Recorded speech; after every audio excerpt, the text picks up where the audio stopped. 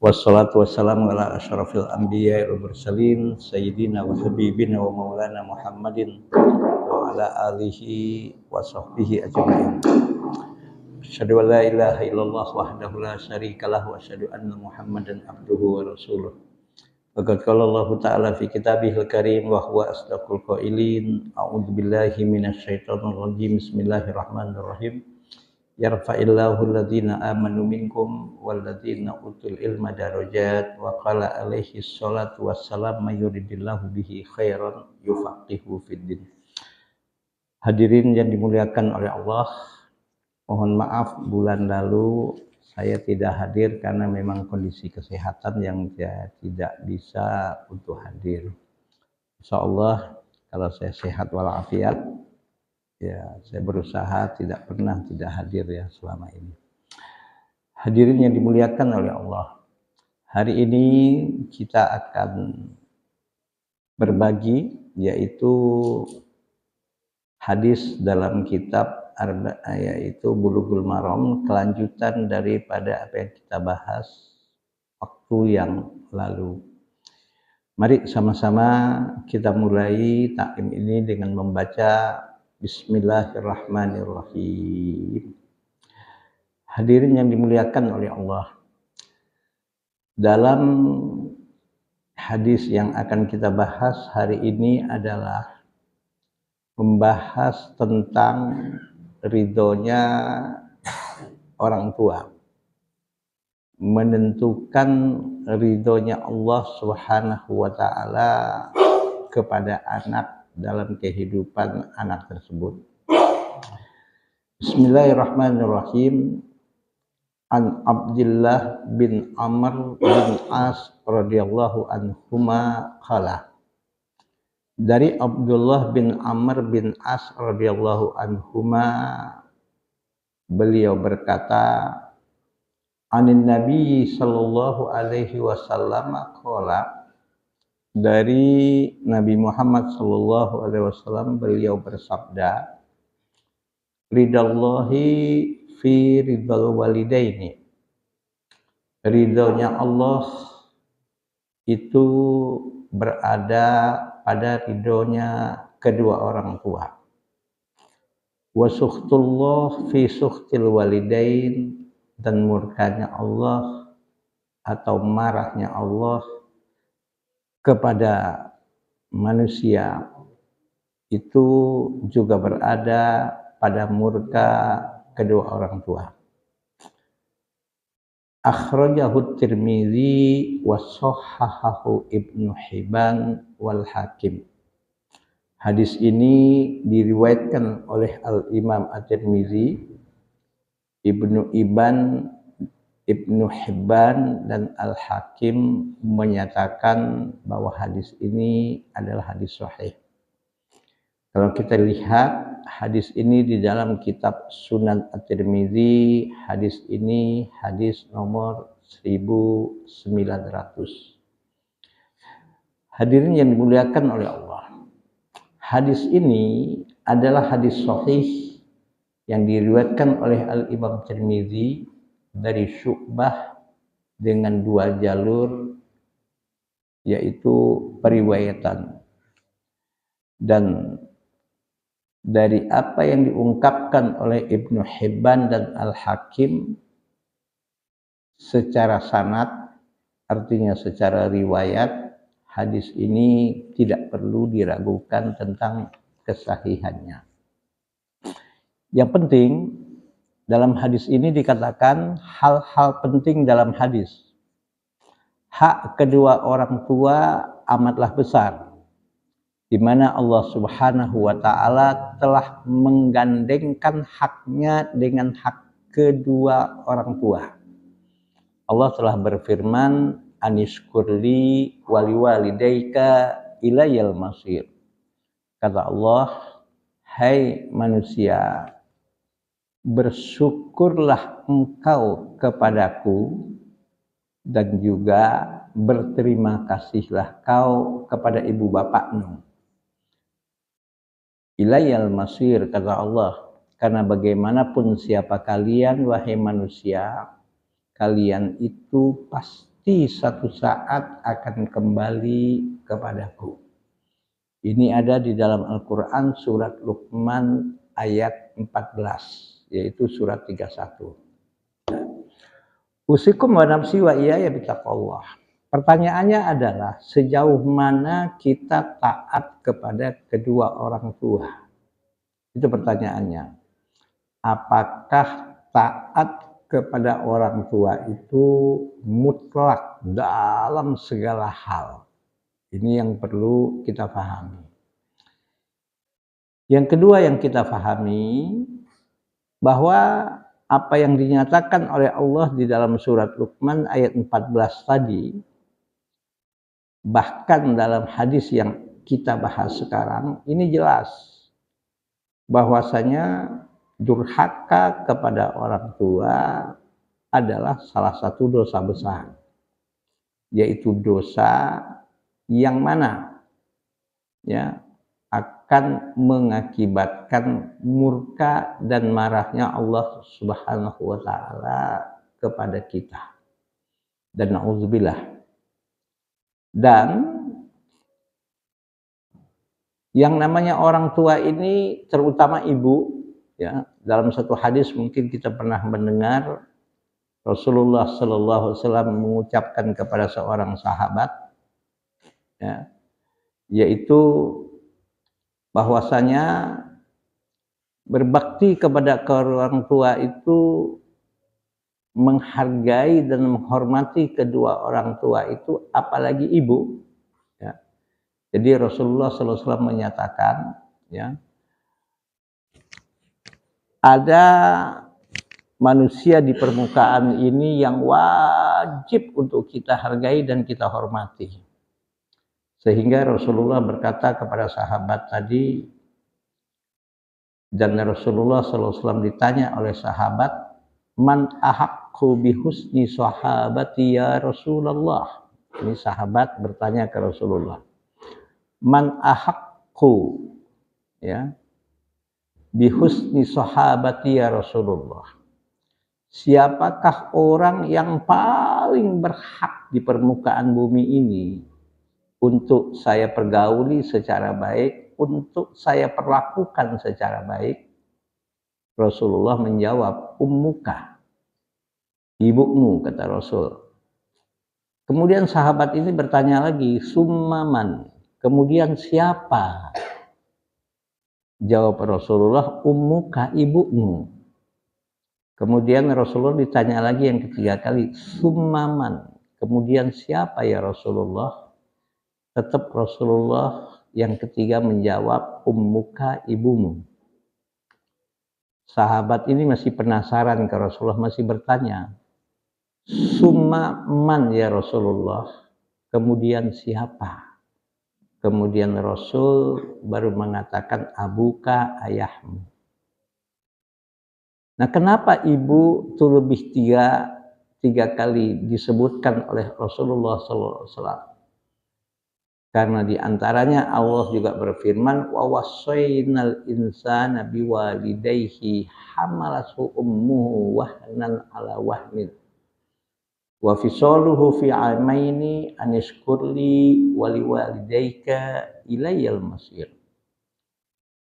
Kata Allah, wa wassaynal insana biwalidayhi hamalathu ummuhu wahnan ala wahnin.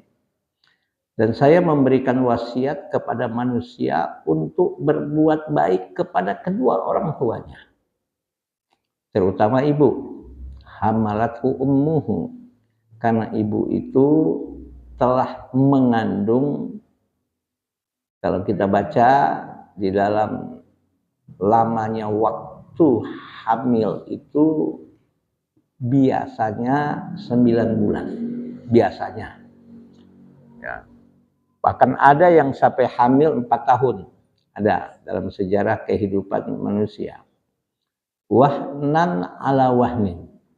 Hamil itu kata Allah adalah satu penderitaan ala wahnin, di atas segala penderitaan. Jadi secapek-capeknya bapak, secapek-capeknya seorang ayah, dengan alasan mencari nafkah untuk mendapatkan rezeki dari Allah Subhanahu wa taala sebagai tanggung jawabnya sebagai seorang bapak terhadap istri dan anak, sebetulnya belum sebanding dengan pengorbanan ibu ketika dia hamil selama 9 bulan tersebut. Maaf, apalagi sudah ibu hamil, melahirkan, dan dia juga yang kadang-kadang mencari nafkah untuk keluarganya. Ya maaf, kalau ada suami yang tega memperlakukan istrinya seperti ini suami super tega. Ya, ini Allah yang bilang, bukan saya yang bilang. Hamil itu adalah satu penderitaan yang Allah katakan wahnan ala wahnin. Penderitaan yang di atas segala penderitaan dalam hidup. Ya, belum lagi ketika melahirkan. Perjuangan antara mati dan hidup. Sehingga dalam Islam itu apabila ada seorang ibu melahirkan, meninggal dunia karena melahirkan, itu dalam Islam ibu ini dinyatakan sebagai seorang ibu yang mati syahid kalau dia beriman. Ya. Artinya adalah bahwasanya melahirkan itu satu pengorbanan yang dahsyat. Belum lagi ya wa fisaluhu fi amaini. Setelah melahirkan menyusui. Ya. Kalau dalam Islam itu sebaiknya menyusui itu 2 tahun. Fi amaini 2 tahun sebaiknya. Ya. Sebaiknya 2 tahun. Dan kita tahu, coba lihat ketika anak kecil itu, coba lihat cerewetnya bukan main. Ya, Pak Komsin, anak kecil cerewet nggak? Cerewet. Dia nggak tahu ibunya capek, dia nggak tahu ibunya payah, mungkin baru tidur setengah jam, tahu-tahu dia bangis jerat-jerit. Bapaknya bilang, itu anak lu katanya. Iya kan toh? Bapaknya bilang apa? Anak lu tuh bangun katanya. Bapaknya tidur lagi. Iya, nyusuin. Ya Allah, sambil ngantuk-ngantuk. Udah gitu besok pagi mau kerja lagi. Apalagi maaf, yang kadang-kadang ibunya harus banting tulang juga mencari nafkah. Ya kan Pak? Ya jualan misalnya. Sambil nyusuin, sambil menyediakan masakan yang harus dimasak untuk dijual pagi hari sebagai sarapan, untuk sebagai cara dia mendapatkan rezeki dari Allah. Saya kadang-kadang dengar cerita dari sebagian ibu-ibu tentang suaminya yang nyebelin, kata ibu-ibu ini. Udah kita capek-capek Pak Ustadz katanya, dia enak aja tidur katanya. Kadang-kadang subuh kita bangunin masih ngomel katanya. Gue masih capeknya. Ya Allah. Gimana perasaan saya ini Pak Ustadz, ini punya suami kebegini banget nasib saya. Tapi alhamdulillah bukan suami yang di sini Pak ya. Suami di sini alhamdulillah suami yang baik-baik dan tanggung jawab. Gak ada kan Pak? Gak ada. Bukan gak ada, gak tahu. Ya Allah, ini Allah yang bilang loh, penderitaan istri itu ketika hamil itu penderitaan yang wahnan ala wahnin, penderitaan di atas segala penderitaan. Jadi mengeluh bagaimanapun seorang bapak, mengeluh bagaimanapun seorang ayah, bagaimana capeknya dia dalam mendapatkan rezeki, mencari nafkah, itu dibandingkan dengan penderitaan dan pengorbanan ibu ketika dia hamil, apalagi melahirkan. Itu Allah bilang belum seberapa penderitaan bapak itu. Ini yang kadang-kadang yang terjadi, sudah istrinya seperti itu, masih saja dibebankan untuk, maaf, mencari nafkah untuk keluarga. Yang anehnya, suami nyantai gitu loh.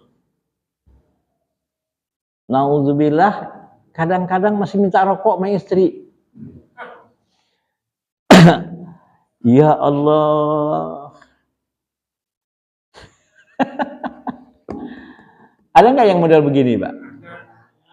Banyak. Astagfirullahaladzim. Ya Allah. Ini namanya super tega. Super tega. Udah kayak gitu bini dimarahin mulu lagi. Bagaimana hidupnya akan berkah? Bagaimana hidupnya akan dibukakan rezekinya oleh Allah? Apa? Ya Allah, suami istrinya bilang, ya Allah, sengsara banget hidup gua katanya. Betul kan, Pak? Sengsara banget hidup gua. Ya ada yang bilang, ada juga sih suami udah baik, istri juga kejam katanya. Ada. Tapi jarang, Pak ya. Yang banyak yang suami yang nggak tahu diri ya, Pak ya. Nah, ada lagunya apa tuh? Apa? Oh, sungguh engkau suami yang kejam. Nah, disinilah kenapa Allah Subhanahu wa Ta'ala, ya, Allah Subhanahu wa Ta'ala menyatakan yang namanya berbakti kepada orang tua, ya, itu adalah satu kewajiban anak, apalagi kepada ibu. Apalagi kepada ibu. Sehingga Rasulullah Shallallahu Alaihi Wasallam ketika ditanya oleh sahabat, man ahaqqu bihusni sahabati ya Rasulullah. Ya Rasulullah, siapa orang yang paling layak dan paling berhak untuk saya perlakukan dengan baik dalam kehidupan saya ya Rasulullah? Rasulullah menjawab sampai 3 kali tadi itu, ummuka, ibumu. Kemudian sahabat ini bertanya lagi kepada Rasulullah, sumaman, kemudian siapa ya Rasulullah? Tetap Rasul menjawab, ummuka, ibumu. Yang ketiga, Rasul juga masih ditanya, sumaman, kemudian siapa ya Rasulullah? Ibumu. Baru yang keempat, Rasulullah mengatakan, abuka, ayahmu.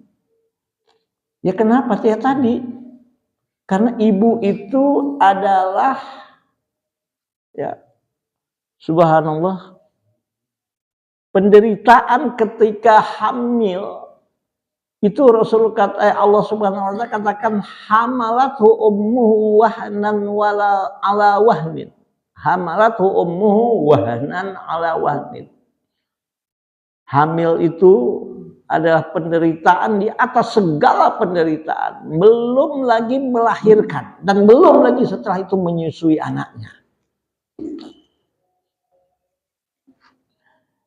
Ya Allah. Sebetulnya kalau main kuat-kuatan, Pak, di dunia ini perempuan tuh lebih sabar dan lebih kuat mentalnya daripada laki-laki. Ya kalau nggak percaya coba, Pak. Maaf, banyak dan sering kejadian di dunia. Bapak meninggal, tinggal ibu, ninggalin 5 anak. Banyak yang anaknya sukses. Betul nggak, Pak?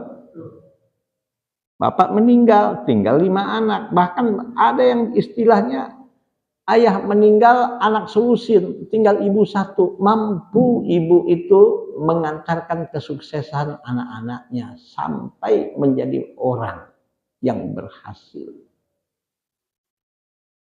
Tapi yang menyedihkan, anak selusin, ketika dia pada sukses, ketika ibu ayahnya sudah renta, apalagi ibunya sudah renta.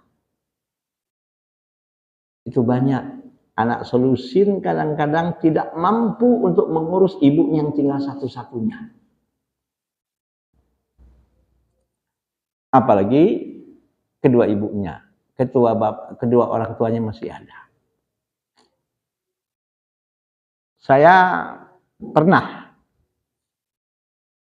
Ya bukan cuma dapat berita, datang ke rumah-rumah jompo, Pak. Nah, ini bukan kata orang, bukan hoax. Datang ke rumah-rumah jompo. Itu ada seorang ibu, dia lebih berbahagia ya di rumah jompo daripada dengan anaknya. Betul. Kalau saya tanya Bapak, Ibu, apa Ibu tidak punya anak? Ada, Pak Haji, gitu. Ada. Tapi kenapa Bapak Ibu kok tidak mau dengan putra putri Bapak? Enggak menjawab, malah menangis. Apa? Bukan menjawab, malah menangis. Dia bilang saya diperlakukan bukan seperti orang tua. Saya diperlakukan bahkan lebih dari pembantu. Saya diperlakukan seakan-akan, maaf, saya tidak pernah ada gunanya kepada anak saya. Ada satu cerita yang saya dapatkan insya Allah dari seorang guru. Kejadiannya nggak jauh Pak, di Bogor ini Pak. Ada seorang ibu punya anak, suaminya meninggal. Dia tukang cuci dan tukang setrika baju. Dia tukang nyuci dan tukang setrika. Ya Allah, anaknya disekolahkan dan dikuliahkan menjadi seorang sarjana. Dan lulus dengan nilai yang bagus. Sampai mendapat pekerjaan yang lumayan. Suatu hari ibunya kangen mau ketemu anaknya yang sudah nikah dengan istrinya. Di sekitar Bogor ini, Pak. Saya tanya sama Ustadz ini, betul, saya tahu betul anaknya, kata Kiai tadi, kata Ustadz tadi yang ceritain sama saya. Ketika ibunya ingin pergi ke rumah anaknya, ya ibu ini ingin menghibur anaknya. Dibawakan makanan, kedoyanan dan kesukaan anaknya. Dengan susah payah, dengan naik kendaraan umum, yang kebetulan anaknya rumahnya dari tempat turun kendaraan umum berjalan masih agak lumayan. Hampir 1 kilo. Sambil bawa rantang ini ibu. Dengan payah, dengan capek, dengan harapan agar anaknya gembira dengan makanan yang dibawakan oleh ibunya. Sampai di rumah, ketok-ketok pagar, assalamualaikum, assalamualaikum, tidak dibukakan. Dan tidak ada orang yang membukakan. Akhirnya ibunya nunggu di depan pagar itu. Nunggu di depan pagar itu. Tetangga ngeliat, disamperin sama tetangganya. Ibu siapa? Dia ceritalah bahwa ini anak saya. Saya ingin ketemu, kangen udah lama nggak ketemu. Akhirnya karena tetangga, ya, akhirnya tetangganya membukakan pintu yang nggak dikunci itu, tapi ibunya nggak mau buka. Tapi tetangganya yang membukakan dan dia ketok-ketok di pintu. Ternyata adanya ada di dalam dengan istrinya. Ya Allah, setelah tetangganya pergi, ibunya sudah, artinya adalah sudah, apa namanya? Ya sudah masuk. Apa yang terjadi? Ibunya ternyata tidak diperkenankan masuk ke rumahnya. Dan makanan yang dibawakan oleh ibunya itu dengan teganya dia tolak. Dengan teganya dia katakan, saya nggak butuh ibu makanan dari ibu, katanya. Akhirnya ibu dengan sedih dan kecewa keluar dari rumah itu sambil membawa makanan yang dirantang itu. Di depan rumahnya dibanting, Pak. Tetangganya melihat, tetangganya yang tadi. Akhirnya dengan sedih, ibu tadi akhirnya pulang. Dan ketika ditanya, si ibu tadi, jawaban ibu tadi bilang, memang saya yang salah. Anak saya tidak saya didik pendidikan agama. Saya hanya terbayang ketika anak saya ini menjadi seorang sarjana, menjadi seorang yang pandai dan mendapatkan pekerjaan yang cukup, dia akan berbuat baik kepada saya. Tapi ini balasan anak saya kepada saya. Coba bayangkan Bapak Ibu bagaimana perasaan seorang ibu yang kepengen, rindu, kangen melihat anak dan cucunya sambil bawa makanan kesukaan anaknya. Sampai di rumah, di tempat anaknya diperlakukan seperti itu. Dengan kecewa ibu itu akhirnya pulang. Dan Ustadz ini bercerita kepada saya, sampai ibu ini meninggal, anaknya baru tahu bahwa ibunya sudah meninggal. Astaghfirullahaladzim. Makanya ada istilah, satu orang ibu yang hanya tinggal seorang ibu, ditinggal oleh suaminya, meninggalkan selusin anak. Itu mampu mengantarkan kesuksesan anak-anaknya dalam urusan dunia. Tapi belum tentu selusin anak ketika sudah berkeluarga dan ketika sudah punya istri dan anak-anak mampu menjaga ibunya walaupun hanya tinggal satu orang. Astaghfirullahaladzim. Nah, disinilah Rasulullah Shallallahu Alaihi Wasallam mengatakan ridallah fi ridal walidain wa suhtullah fi suhtil walidain.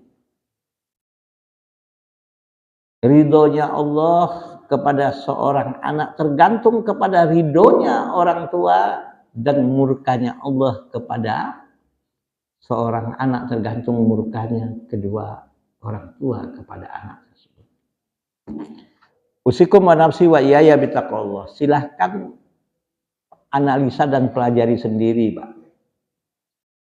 Saya maaf kadang-kadang mengadakan sedikit, ya mungkin dibilang analisa atau penelitian kecil-kecilan dari orang-orang yang saya pernah tahu bagaimana sikapnya kepada ibu bapaknya. Yang saya tahu, kalau tidak percaya silahkan lihat dari keluarga bapak, dari keluarga ibu, dari keluarga kita, ya istri, dari keluarga suami, atau tetangga-tetangga di mana kita tinggal. Lihat, perhatikan kalau nggak percaya, Pak.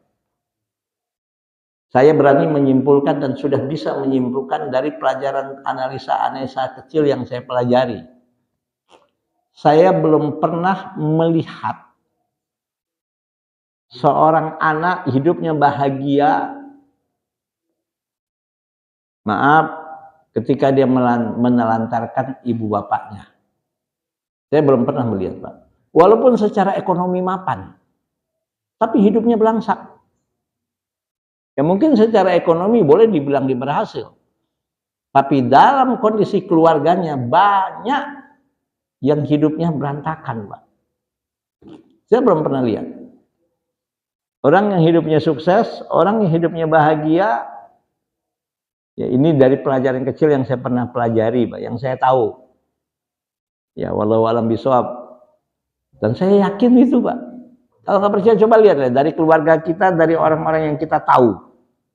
Bagaimana perlakuan orang ini kepada ibu bapaknya ketika ibu bapaknya renta. Kepada ibu. Makanya yang terjadi adalah saya belum pernah menemukan seorang anak hidupnya bahagia kalau dia menyengsarakan ibu bapaknya.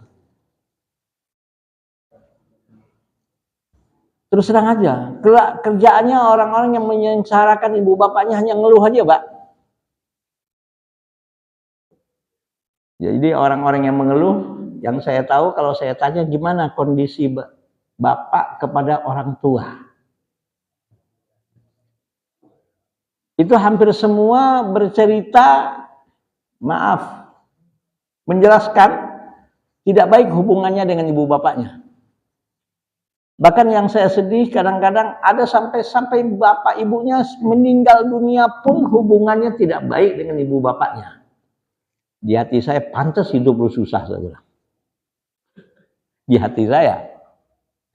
Akhirnya yang model-model begitu, sudah, kamu bertaubat kepada Allah, ziarahi makam ibu bapakmu, saya bilang. Doakan ibu bapakmu. Minta ampun kepada Allah. Bertaubat, saya bilang. Jadi memang hampir gak ada yang saya temukan orang yang hidupnya sukses, orang yang hidupnya bahagia, kalau kedua orang tuanya ditelantarkan. Ya terserah. Ini dari survei kecil-kecilan yang saya temukan. Ya, Pak Hamsun ya. Ada yang bertanya, siapakah ibu bapak itu? Orang yang wajib kita hargai itu siapa?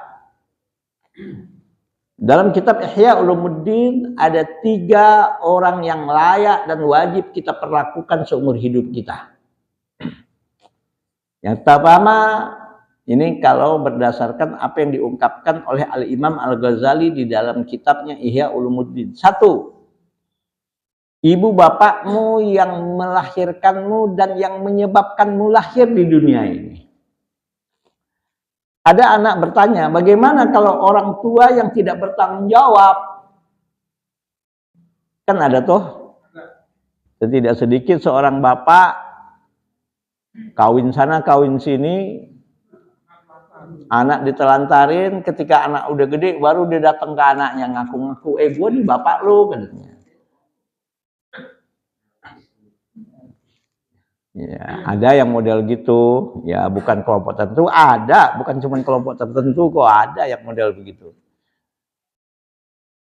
Nah, gimana kita perlakuan kita sebagai seorang anak? Apakah kita tetap wajib berbuat baik kepada orang tua yang seperti itu? Tetap wajib, ya semampu kita, gitu loh Pak. Ya Pak ya, semampu kita, karena bagaimanapun kondisinya itu urusan dia di hadapan Allah yang dia setelah dia sudah tidak bertanggung jawab. Seorang bapak itu urusan dia dengan Allah. Ya kita sebagai seorang anak tetap tidak boleh durhaka kepada ayah kita, sekalipun mungkin kondisinya waktu kita kecil tidak ditelantarkan. Maaf Pak ya, bukan saya ini loh Pak. Kondisinya bagaimanapun mungkin orang bapaknya menelantarkan dia. Ya dia sebagai anak tetap ya semampu dia, Pak. Dia tetap wajib berbuat baik. Soal ayahnya sudah nggak bertanggung jawab, anak jangan dendam. Soal ayahnya sudah tidak bertanggung jawab, dia sebagai seorang bapak, ya sudahlah. Kita sebagai seorang anak jangan juga kita perlakukan ayah kita yang sudah seperti itu dengan yang tidak baik. Oke Pak, itu urusan dia dengan Allah Subhanahu wa Ta'ala. Maaf, ini perlu saya sampaikan. Tapi orang tua seperti itu orang tua yang tidak bertanggung jawab. Orang tua yang tidak bertanggung jawab, orang tua yang durhaka kepada anaknya. Jangan hanya cerita anak durhaka kepada orang tua juga ada yang durhaka kepada anak. Kapankah orang tua durhaka kepada anak? Ketika orang tua tidak bertanggung jawab kepada anaknya, dia sebagai orang tua. Ya, mudah-mudahan dengan anak seperti itu, ya hidupnya diridhoi dan diberkahi oleh Allah Subhanahu wa Ta'ala. Karena kalau kita baca hadis ini, tetap ridhollah fi ridhol walidain. Ridhonya Allah tergantung kepada ridhonya orang tua. Kapankah ya seorang anak wajib taat kepada orang tua. Rasul bersabda dalam satu hadis, la ta'ata li makhluqin fi ma'siyatil khaliq. Ini hadis sahih Muslim. La ta'ata li makhluqin fi ma'siyatil khaliq. Haram hukumnya manusia taat sekalipun kepada kedua orang tua kalau perintah itu perintah untuk berbuat maksiat dan durhaka kepada Allah dan untuk melakukan perbuatan yang melanggar hukum Allah. Selama siapapun termasuk orang tua tidak memerintahkan untuk durhaka kepada Allah, selama dia tidak memerintahkan untuk durhaka kepada Allah, wajib untuk ditaati. Nah, ada yang bertanya, bagaimana kalau orang tua itu maksa anaknya untuk melakukan perbuatan yang melanggar hukum Allah, bahkan sampai memaksa anaknya untuk berbuat syirik? Allah berfirman, wa in jahadaka ala an tusyrika bima laisa laka bihi ilmun fala tuti'huma namun wasahibhuma fid dunya ma'rufa. Seandainya ibu bapak mau memaksamu untuk melakukan dosa, bahkan dosa yang terbesar yang namanya melakukan perbuatan syirik kepada Allah, apa kata Allah? Fala tuti'huma. Tidak boleh kau taati perintah itu kalau perbuatan itu, perintah itu perbuatan untuk melakukan dosa, apalagi untuk melakukan syirik. Tapi tetap kata Allah, wasahibhuma fid dunya ma'rufa. Engkau harus mempergauli dan memperlakukan ibu bapakmu itu selama di dunia dengan baik. Nah, maka ada pertanyaan tadi, bagaimana kalau ada seorang bapak menelantarkan anaknya, tidak bertanggung jawab, kemudian ketika anaknya sudah besar, kebetulan anaknya sukses, dan bapaknya ngemis-ngemis untuk dikasihani. Sebagai anak, tetap tidak boleh dendam kepada ibu bapak. Tetap wasohibuhuma fid dunya ma'rufa. Jangankan hanya untuk itu. Apabila ibu bapaknya memaksanya untuk melakukan perbuatan syirik pun, yang nggak boleh hanya ditaati dosa itu, perbuatan itu. Nggak boleh taat. Kalau disuruh untuk melakukan dosa. Tapi tetap wasohibhuma fid dunya ma'rufa. Tetap anak perlakukan ibu bapaknya secara baik. Oke, Pak? Ya, urusan orang tua dia tidak bertanggung jawab, itu urusan dia di hadapan Allah. Kita sebagai anak, jangankan kepada orang yang menyebabkan kita lahir, orang lain pun yang tetap tidak pernah berbuat baik pun kita tetap wajib berbuat baik. Oke, Pak? Ya, ini perlu saya sampaikan. Dan jangan berharap anak akan mendapatkan ridhonya Allah selama anak itu durhaka kepada orang tua. Dan belum ada sejarahnya. Terus terang aja, perhatikan kalau nggak percaya deh. Pelajari atau adakan survei kecil-kecilan. Adakan. Apalagi kepada ibu.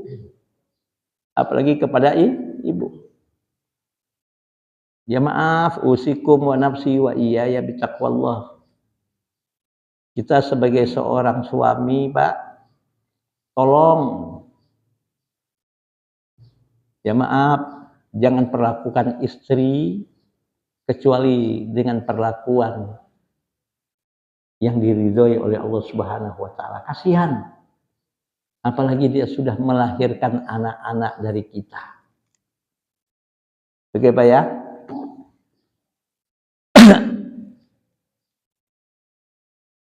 Dalam hadis ini Allah Subhanahu wa Ta'ala telah menggantungkan keridhoannya sesuai dengan keridhoan kedua orang tuanya dan kemarahannya sesuai dengan kemarahan keduanya. Maka barang siapa yang membuat keduanya ridho, sungguh dia telah membuat Allah ridho. Tetapi barang siapa yang telah membuat keduanya marah dan murka, maka sungguh ia telah menjadikan Allah murka kepadanya. Nah, yang kedua, siapakah orang tua itu? Yang kedua, kata Imam Ghazali adalah man zawwajaka bintahu, mertua. Apa ya? Mertua itu juga adalah orang tua. Makanya dalam Islam itu nggak ada bekas mertua, nggak ada. Bagaimana kalau sudah bercerai dengan istri, baik bercerai hidup atau bercerai mati, ya tetap bekas mertua nggak ada. Bahkan dalam Islam mertua itu adalah mahram lil abad, orang yang haram dinikahi oleh menantu seumur hidup sampai mati. Jadi kalau ada, maaf, menantu senang sama mertuanya, astagfirullahaladzim, na'udzubillah min dzalik.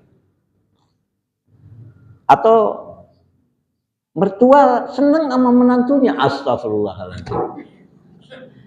Ini udah dunia apa ini kayak gini nih, Pak? Jadi dalam Islam itu akibat pernikahan, ada yang bilang bagaimana kalau seandainya, maaf, pernikahan itu tidak sampai menghasilkan anak, sama. Walaupun sampai tidak melahirkan anak, ya karena banyak faktor, tetap bercerai, tetap mertua tidak ada bekas mertua. Karena dia dengan pernikahan, ya, seorang laki-laki dengan seorang anak, siapa orang tua, ibu dan bapak daripada istri atau ibu dan bapak dari suami, itu adalah orang tua. Oke Pak ya. Ini kadang-kadang ada istri kadang-kadang memisahkan suaminya dari ibu bapaknya setelah dia nikah. Ya Allah, ketika suaminya mau ngasih ke mertuanya, itu istrinya jadi satpam. Ada kan istri jadi satpam, Pak? Apa aja gerak-gerik, apalagi sampai ngasih duit, sampai ke mertua dilarang. Lu jangan kasih, coba-coba lo ngasih ibu bapak lo. Astagfirullahaladzim, ini istri durhaka yang model begini. Padahal nafkah dia sudah dicukupi. Tolong istri-istri, tolong jangan pisahkan suami kita dengan ibu bapaknya. Bagaimanapun yang namanya ibu bapak itu tanggung jawab anaknya. Apalagi ketika ayah dan ibunya itu udah renta. Ibu bapak nggak akan pernah minta kok kepada anaknya kok. Anak saja tahu diri, menantu tahu diri gitu loh. Ini anaknya mau, bapak ibunya nggak mau. Ada nggak? Ada. Begitu juga suami, tolong jangan pisahkan istri kita dengan ibu bapaknya. Tuh, bapak lu datang biasa. Ngapain lagi katanya? Ya sudah. Apa Pak? Langganan bulanan gitu. Iya, kalau memang mertua kita memang dia sudah tidak mampu untuk produktif, ya kita sebagai menantu juga tahu diri. Insya Allah diberkahi oleh Allah. Kata ridallah fi ridal walidain. Lah jangankan mertua, Rasul pun bersabda dalam satu hadis yang diriwayatkan oleh Al-Imam Muslim, apa kata Rasul? Wallahu fi aunil abdi madamal abdu fi auni akhi.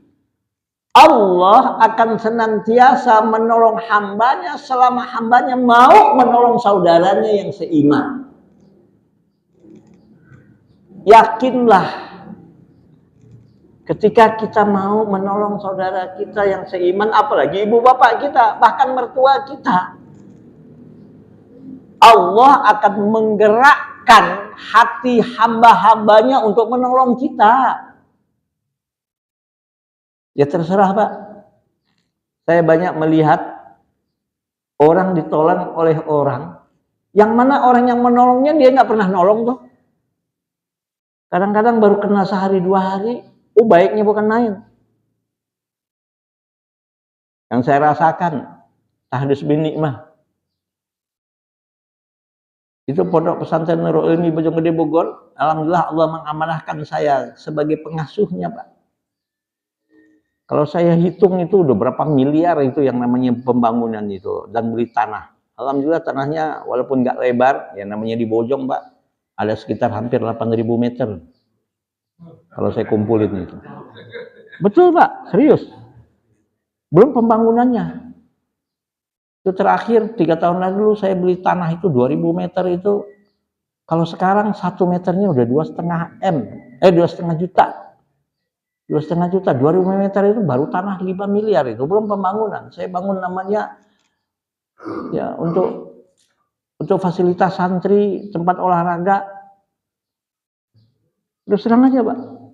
Itu baru bangun tempat olahraganya doang, baru atapnya hampir 1,5 miliar saya bangun itu. Belum lagi lapangannya, belum lagi parkirnya. Ini duit dari mana? Saya bilang, saya sendiri kalau ditanya, Pak Kiai ini duit dari mana? Wallahualam bishawab. Saya juga bingung. Saya kadang-kadang berenung sama istri saya, Mi, ini duit dari mana ya? Siapa yang menggerakkan mau membantu itu? Allah. Dan banyak yang membantu itu orang-orang yang nggak pernah saya kenal kok. Dan saya tidak pernah berjasa kepada mereka. Tapi justru yang kadang-kadang orang yang kita udah kenal tahunan cuek bebek aja. Bahkan anaknya yang kita didik nggak peduli. Maaf, ini dunia, Pak.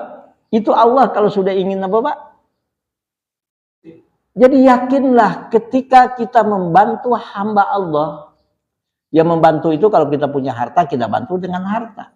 Kalau kita nggak punya harta, ya kita bantu dengan tenaga.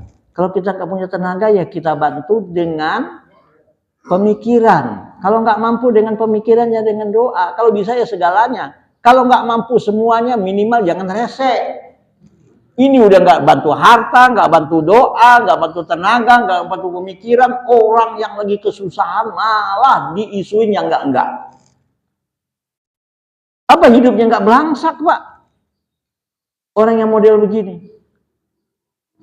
Jadi ketika kita membantu siapapun orang yang kita bisa bantu, ya kalau kita bisa bantu dengan harta, ya kita bantu dengan harta kalau ada. Kalau yang enggak, ya dengan pikiran. Kalau nggak ada pemikiran, ya dengan doa. Ya kalau mampu segalanya, ya alhamdulillah. Kalau nggak mampu segalanya, minimal jangan rese. Ini udah nggak mampu apa-apa, ngomongnya pedesnya bukan main. Rasain lu mampus lu katanya. Astagfirullahaladzim. Orang udah susah. Yakinlah wallahu fi aunil abdi madamal abdu fi auni akhi. Allah akan senantiasa menolong hamba-hambanya selama hamba itu mau menolong saudaranya. Apalagi ibu bapak kita. Apalagi mertua. Orang yang nggak ada hubungan secara keturunan dan nasab pun, kalau memang kita punya kemampuan untuk menolong, kita tolong. Apalagi ibu bapak kita, bahkan mertua kita. Durhaka anak yang menyia-nyiakan ibu bapaknya, bahkan mertuanya. Apa ya? Kalau soal ayah itu, ketika kita masih kecil dia nggak bertanggung jawab, udah itu urusan dia dengan Allah. Kenapa? Karena bagaimanapun kita ada di permukaan bumi ini karena jasa ibu bapak kita. Jelas, Pak? Ya mudah-mudahan dengan kita seperti itu hidup kita diridhoi oleh Allah Subhanahu wa taala. Ingat, kalau kita baca hadis-hadis ada yang mengatakan ya, bukan ada yang mengatakan kewajiban kita kepada Allah ya. Dan setelah Allah mengatakan aniskurli wali walidayka ilayal masir, hai manusia, bersyukurlah engkau kepadaku atas segala nikmat yang aku berikan. Dan Allah katakan, jangan lupa engkau juga berterima kasih kepada ibu bapak. Bayangkan, durhaka kepada orang tua, subhanallah, itu adalah dosa besar setelah melakukan syirik kepada Allah Subhanahu wa taala. Nah, Ada yang ketiga, Imam Ghazali mengatakan siapa orang yang berhak juga kita hormati setelah ibu bapak dan mertua? Guru. Tapi sekarang coba kita lihat pendidikan zaman sekarang. Makanya anak dulu tuh banyak yang berhasil, banyak yang sukses. Ketika orang tua menyerahkan anaknya untuk dididik, itu orang tua full dan percaya betul kepada pendidikan anaknya. Kalau sekarang coba lihat. Maaf, kejadian-kejadian, ya walaupun memang ada juga guru yang kadang-kadang macam-macam. Ada juga. Ya tapi itu bukan menjadi ukuran. Kalau dilihat dari kasus ya nggak banyak lah Pak. Hanya diperbesar aja, apalagi sekarang medsos. Tapi berapa banyak guru-guru yang sudah sukses mengantarkan murid-muridnya. Maka maaf, di Nurul Ilmi itu selalu anak-anak terutama ketika mau libur saya nasihatin Mbak. Nggak boleh pulang dulu kecuali setelah menerima nasihat dari pimpinan. Salah satunya saya yang memberikan nasihat kepada anak-anak itu. Saya bilang, anak-anakku, tidak ada bekas guru, saya bilang. Siapapun orang yang pernah mengajar Anda ketika Anda di TK, ketika Anda di PAUD, ketika Anda di pengajian, lekar, atau di SD, atau dimanapun orang yang pernah mengajar Anda, itu gurumu. Itu gurumu, saya bilang. Orang yang sudah berjasa membukakan dunia ini kepadamu, saya bilang. Walaupun bisa jadi suatu saat kamu lebih pintar dari gurumu. Mungkin gurumu hanya mungkin seperti itu aja, tapi kamu udah profesor, minimal doktor saya bilang. Apalagi sukses secara ekonomi. Tapi tetap orang-orang yang pernah berjasa dalam hidupmu, gurumu itu adalah tetap gurumu. Ya kalau nggak percaya tanya aja mana anak coba, tanya sama orang tuanya. Ada di YouTube kok, lihat aja di YouTube Pondok Pesantren Nurul Ilmi itu, namanya Nurul Ilmi Channel. Kalau nggak percaya lihat aja. Selalu saya nasihatin, tidak ada bekas guru. Maka ketika Anda liburan, silaturahim kepada guru-gurumu, guru SD-mu, guru TK-mu, guru-guru yang pernah mengajarmu, guru PAUD-mu, bahkan guru ngaji lekarmu. Karena kamu sebelum ke pesantren ini, merekalah yang berjasa, yang membukakan dunia ini kepadamu.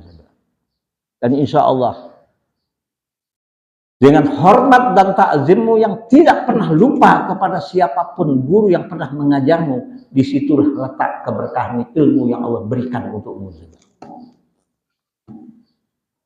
Siapapun. Saya nggak takut Pak disaigin sama santri-santri itu, dia lebih hormat sama siapapun daripada sama saya nggak peduli. Di sini orang sekarang udah banyak yang tidak yakin ada keberkahan hidup. Makanya makin pintar, makin belangsak hidup ini. Bagaimana hidup diberkahi oleh Allah? Durhaka kepada orang tua.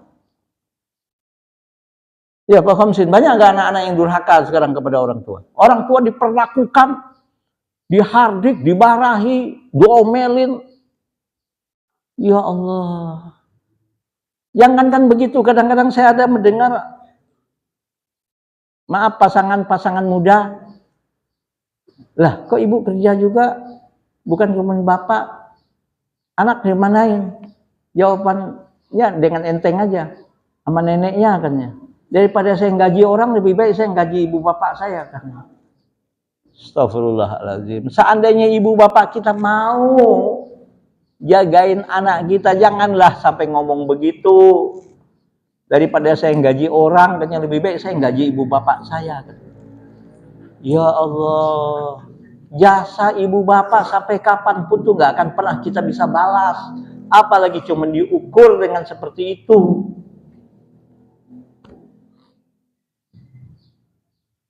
Kan banyak tuh sekarang orang tua menjadi budak anak-anaknya. Jangan berharap hidup kita diberkahi oleh Allah kalau kita durhaka kepada ibu bapak kita. Jangan berharap hidup kita diberkahi oleh Allah kalau hidup kita durhaka kepada mertua kita. Bahkan Jangan berharap ilmu yang kita dapatkan dari siapapun orang yang pernah mengajar kita akan diberkahi oleh Allah, akan membawa kepada kemuliaan hidup kita kalau kita kurang ajar kepada guru yang pernah mengajar kita.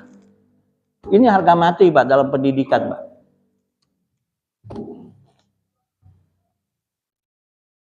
Saya mendidik anak-anak di pesantren begitu, Pak. Kalau nggak percaya, lihat aja.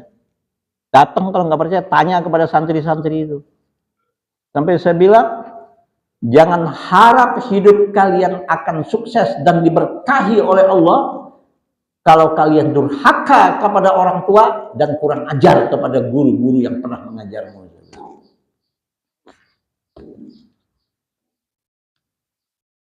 Ya ini kan banyak orang pintar sekarang keblinger gara-gara ilmunya udah nggak diberkahi oleh Allah. Banyak walaupun secara ekonomi sukses, hartanya nggak diberkahi oleh Allah karena durhaka kepada orang tua, karena durhaka kepada mertua. Jadi justru semakin kaya, semakin sukses secara dunia, semakin jauh dari Allah. Ibadahnya semakin gak jelas.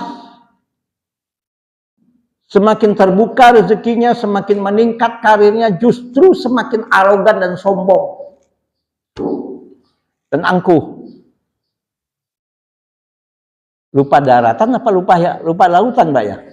Lupa lanjutan. Lupa daratan. Kenapa kok lupa daratannya? Oke, Pak? Oke. Di dalam hadis ini terdapat kewajiban untuk membuat kedua orang tua menjadi ridho dan keharaman untuk menjadikan keduanya murka. Ya. Hadis-hadis yang menunjukkan wajibnya untuk berbuat baik kepada kedua orang tua dan haramnya untuk durhaka kepada keduanya sangatlah banyak. Jadi, ya, dalam satu hadis yang diriwayatkan oleh Al-Imam Bukhari dan Imam Muslim dari Abu Barkah, Rasulullah pernah bersabda, "Ala unabbiukum bi akbaril kabairi." Apa kata Rasul? "Hai sahabatku, apakah engkau ingin aku kasih tahu dosa-dosa yang terbesar dalam kehidupan manusia?" Kasih tahu oleh Rasulullah. Satu, al-isyraku billah. Mensekutukan Allah. Itu yang pertama. Yang kedua, ini hadis Sahih Bukhari Muslim. Wa uququl walidaini, durhaka kepada ibu bapak. Bayangkan, Pak. Dosa durhaka kepada ibu bapak itu dosa besar kedua setelah melakukan syirik kepada Allah Subhanahu wa taala. Saya katakan lagi, saya ulangi lagi. Sekalipun mungkin ada seorang anak yang nasibnya kurang baik, ditelantarkan oleh ayahnya atau oleh ibunya ketika dia masih kecil. Nasibnya baik, rezekinya murah. Kebetulan, ibu bapaknya yang menyengsarakan dia tadi, ketika sudah renta, mengemis kepadanya untuk dikabelas kasihan. Tolong, perlakukan tetap ibu bapakmu dengan baik. Karena insya Allah disitulah letak ridhonya Allah Subhanahu wa ta'ala. Sebab kapankah seorang anak wajib taat kepada manusia termasuk kepada orang tua? Dalam satu hadis yang diriwayatkan oleh Al-Imam Muslim, hadis sahih, la ta'ata li makhluqin fi maksiatil khaliq. Selama siapapun manusia termasuk orang tua dan guru tidak memerintahkan untuk melakukan perbuatan syirik kepada Allah, selama dia tidak memerintahkan perbuatan syirik dan dosa kepada Allah, apapun bentuknya apalagi syirik, wajib anak taat kepada ibu bapaknya. Selama ibu bapaknya tidak menyuruh dia untuk berbuat dosa, apalagi dosa syirik. Sekalipun pernah menyuruh anaknya, memaksa anaknya untuk berbuat syirik, Allah bilang, wa in jahadaka ala an tusyrika bi ma laisa laka bihi ilmun. Seandainya ibu bapakmu pernah memaksamu untuk melakukan dosa yang terbesar, sekalipun melakukan perbuatan syirik kepadaku, kata Allah, ma laisa laka bihi ilmun, dan engkau tidak punya ilmu ketika itu untuk menolaknya. Ya, tapi tetap kau wajib menolaknya. Tapi selama ibu bapakmu ada itu wasohib huma fid dunya ma'rufa, kau wajib memperlakukan ibumu, ayahmu dengan baik dan tidak boleh anak durhaka kepada orang tuanya. Sampai begitunya berbakti kepada kedua orang tua. Nah, Imam Ghazali mengatakan siapakah orang tua itu yang banyak jasa dalam hidup kita? Ibu bapak kita. Apalagi ibu yang saya katakan tadi, Allah bilang wahnan ala wahnin. Kalau hamil melahirkan, perjuangan antara hidup dan mati. Ketika hamil pun penderitaan yang dialami oleh seorang ibu, wahnan ala wahnin, penderitaan di atas segala penderitaan, dan tidak ada penderitaan yang lebih tinggi daripada penderitanya seorang ibu ketika hamil akb melahirkan anaknya. Jelas, Pak? Yang kedua, orang tua itu adalah mertua. Yang ketiga, Imam Ghazali bilang adalah siapapun orang yang pernah mengajarkan Anda ilmu. Dan insya Allah selama hidup kita menghormati orang-orang yang seperti itu, hidup kita diridhoi dan diberkahi oleh Allah Subhanahu wa taala. Oke, ada pertanyaan silahkan. Kalau tidak kita tutup.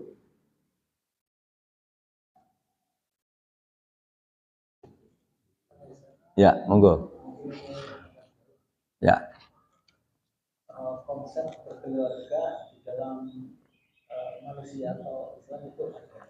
Ya. Tapi informasinya konsep berkeluarga untuk makhluk jenis jin itu tidak ada. Makanya saya pernah lihat di YouTube itu kuntilanak anaknya diambil, kemudian kuntilanaknya biasa saja, tidak ada konsep menyayangi bagaimana manusia ini.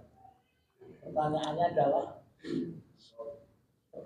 adalah apabila seorang bayi yang baru lahir itu kan fitrah ya, tapi bila orang tuanya adalah setan, kemudian anaknya dididik menjadi setan, kemudian anaknya durhaka kepada orang tuanya. Apa bisa? Apa ada? Ya, itu cerita fiktif apa realita? Kita hidup realita aja gitu loh, Pak. Karena kalau yang ya makhluk jin ya pasangannya makhluk jin juga. Jadi kita itu walaupun seandainya ada hukum itu adalah ya tidak ada hukum terhadap hal yang bersifat langka. Ada. Hukum itu tetap berlaku kepada hal yang bersifat umum dan bersifat kalau hal-hal yang kayak begitu ada manusia kawin dengan jin punya anak, gimana wajib nggak anaknya taat kepada ibu bapaknya yang makhluk jin itu bukan urusan kita. Itu secara fikih apabila orang berhubungan dengan jin ya wallahu a'lam bishawab, itu realistis apa tidak? Satu. Yang kedua, seandainya pun terjadi hal-hal yang langka dalam kehidupan itu hukumnya adalah dianggap tidak ada. Gitu aja, Pak. Oke, kalau sudah urusan ya Allah Subhanahu wa taala itu saking sayangnya sama kita sebagai manusia, Pak. Jadi saking sayangnya Allah itu memberikan mata kepada kita, tidak tebus makhluk-makhluk yang model begitu. Coba kalau Allah kasih kita mata tembus kepada dunia-dunia gaib seperti itu, Pak. Mungkin Bapak nggak berani duduk samping gitu, Pak. Mungkin ada yang nemenin Bapak itu. Betul nggak, Pak? Apalagi di belakang situ tuh, di dinding tuh. Ada dinding yang lagi nyender juga sama Bapak itu. Ada nggak, Pak? Ada. Kita nggak tahu kok. Makanya ketika kita apalagi masuk ke tempat kotor, dalam Islam itu kan kita disuruh untuk berdoa. Ya kan, Pak? Apa doa kita? Allahumma inni a'udzubika minal khubusi wal khaba'is. Ya Allah, aku mohon perlindungan kepadamu ya Allah di tempat yang namanya kamar mandi ini dari makhluk-makhluk kotor, baik makhluk kotor yang kelihatan, makhluk-makhluk halus yang nggak benar, maupun adalah najis dan kotor yang kelihatan. Makhluk harus ada karena Rasul pun diutus oleh Allah itu wa ma khalaqtul jinna wal insa illa liya'budun. menyampaikan risalah kepada umat manusia dan kepada makhluk jin, ya kan Pak ya? Yang mana yang diperintahkan oleh Allah untuk menyembah dia itu bukan cuma manusia, makhluk jin juga disuruh untuk menyembah. Tapi urusan itu bukan urusan kita. Oke Pak? Oke, ada lagi pertanyaannya? Ya monggo Pak. Terkait dengan penjelasan tadi, ada satu kasus proses, ada seorang ibu mempunyai anak putri 2, anak putri masing-masing. Seiring berjalannya waktu, orang tersebut bujur wafat. Ya. Pada saat menutup usia itu, pada saat pemakaman cara itu tidak masuk secara Islam, jadi rohani Muslim, Kristen gitu. Tahunya itu setelah anaknya yang satu itu datang, kok cara memandikan cara segala macam cara Kristen gitu. Itu sikap itu gimana Pak Ustaz? Yang begini Pak, kalau memang diketahui seorang manusia hamba Allah meninggal, kalau ini dalam Islam Pak ya, kalau memang diyakini bahwa dia adalah seorang muslim atau muslimah, yang wajib memperlakukan mayat jenazah tadi secara Islam dan muslim bukan cuma keluarga dia. Makanya yang disebut dengan tazhizul mayit, ya, memperlakukan mayat itu untuk dimandikan, dikafankan, disolatkan, itu adalah fardu kifayah. Kewajiban orang-orang yang ada di sekitar situ. Kalau memang kita tahu bahwa orang tua yang meninggal ini dia seorang muslim dan muslimah, kebetulan ibu bapaknya misalnya non muslim, anaknya misalnya murtad. Kita tahu ibu bapaknya masih beriman, masih muslim, masih muslimah. Anaknya kebetulan murtad misalnya Pak, ini misalnya. Kemudian kita sebagai tetangga wajib memperlakukan mayat orang tua yang meninggal ini secara Islam. Itu fardu kifayah. Atau sebaliknya, ketika ada orang tua yang kita tahu selama hidupnya dia bukan seorang muslimah atau bukan seorang muslim, punya agama tertentu, kebetulan anak-anaknya muslim, anak-anaknya beriman, kemudian ibu bapaknya meninggal atau ayahnya atau ibunya meninggal, yang nggak boleh diperlakukan mayat itu secara Islam. Kalau memang hidupnya dia bukan sebagai seorang muslim, dia perlakukan sesuai agamanya. Soal dia nanti bagaimana di hadapan Allah itu urusan dia. Makanya itu memperlakukan mayit itu hukumnya fardu kifayah. Bukan hanya kewajiban anak. Jadi kalau ada orang tua atau seorang ibu lah atau seorang ayah lah, dan kita sebagai tetangga tahu bahwa orang tua ini Islam gitu, orang tua ini muslim dan muslimah sampai meninggalnya, dan kita tahu menyaksikan sebagai tetangga, maaf kebetulan ibu bapak anak-anaknya maaf murtad misalnya Pak, misalnya, dan kita tahu orang ini muslim atau muslimah meninggal, ya walaupun anak-anaknya nggak ada yang muslim atau muslimah, kita sebagai tetangga wajib mengambil alih untuk memperlakukan jenazah ini secara Islam. Jelas ya Pak ya? Bisa dipaham Pak? Karena jadi yang ini lah Pak ya, proses yang kali, jadi mereka itu kan pindah rumah, kemudian juga saya dapat jodoh seorang pendeta. Jadi yang satu itu karena sering melakukan ibadah di gereja, otomatis tetangga itu berkhawatir berarti non muslim gitu. Ya kalau memang diyakini bahwa orang itu sudah bukan sebagai seorang muslim atau muslimah, dia meninggal, ya nggak boleh kita perlakukan mayatnya sebagai seorang muslim atau kalau kita tahu, kalau nggak tahu kan urusannya lain. Oke Pak? Tapi kalau kita tahu memang dia bukan seorang muslim atau muslimah, apalagi kita sudah menyaksikan betul, dia sudah pergi ke tempat ibadah yang bukan sebagai seorang muslim dan muslimah, dia meninggal. Ya walaupun tadinya mungkin dia sebagai seorang muslim atau muslimah, kalau kita tahu tetangga bahwa orang ini sudah tidak lagi sebagai seorang muslim dan muslimah waktu hidupnya, ya kita nggak boleh memperlakukan jenazahnya seperti seorang muslim dan muslimah. Oke Pak, tapi kalau kita tahu bahwa seorang jenazah ini dia sebagai seorang muslim dan muslimah sampai dia mati, walaupun keluarganya misalnya murtad, ya kita sebagai tetangga tidak boleh menyerahkan jenazahnya ini untuk diperlakukan kecuali perlakuan sesuai dengan keyakinannya sebagai seorang muslim atau muslimah. Gitu aja Pak. Makanya itu memandikan jenazah, mengkafankan jenazah, mensolatkan jenazah, pokoknya sampai menguburkan jenazah itu hukumnya fardu kifayah. Fardu kifayah itu kewajiban yang wajib ditanggung oleh orang banyak. Kalau tidak ada yang melakukannya satu pun, maka orang banyak itu semua berdosa. Oke Pak ya? Oke, saya rasa cukup ya. Mudah-mudahan apa yang kita bahas menjadi, ya silakan Pak.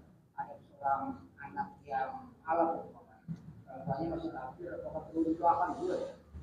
Didoakan boleh, tapi doakannya adalah supaya dia mendapatkan hidayah dari Allah Subhanahu wa taala untuk menjadi seorang muslim atau muslimah. Seandainya ada anak dia mu'alaf, dia dapat hidayah dari Allah, dia boleh nggak mendoakan ibu bapaknya yang masih belum Islam? Boleh, tapi doakan hanya supaya dia